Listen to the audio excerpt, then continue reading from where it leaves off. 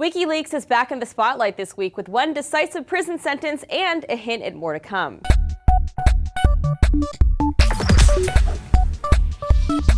One of the biggest news stories this week was the sentence handed down to Bradley Manning, the U.S. Army private convicted of 19 charges related to leaks of classified material to WikiLeaks. Of the 700,000 files leaked, some of the most significant were a video of a 2007 helicopter attack in Baghdad that killed 2 Reuters journalists and docs that detailed the treatment of detainees at Guantanamo Bay. And on Wednesday, Manning was sentenced to 35 years for supplying that information to WikiLeaks, the nonprofit organization whose stated mission is to make source material available directly to the public. WikiLeaks accepts that source material through a secure Dropbox accessible through Tor or a bank-grade encrypted submission form.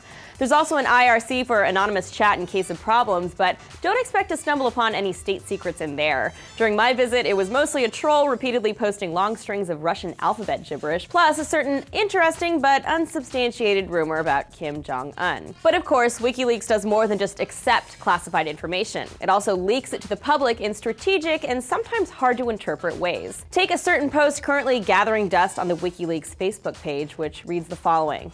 WikiLeaks releases encrypted versions of upcoming publication data, insurance, from time to time to nullify attempts at prior restraint.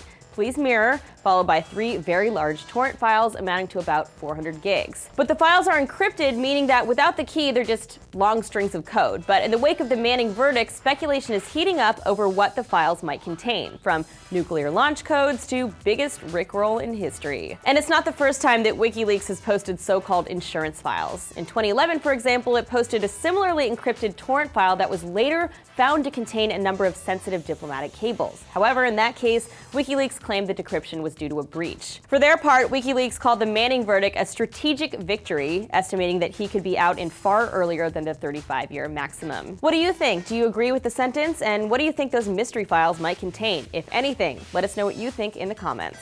And today on HD Nation, Pat and Robert check out the new TiVo Romeo and demo the Aircast. Click the link to the left. For TFN, this is Annie.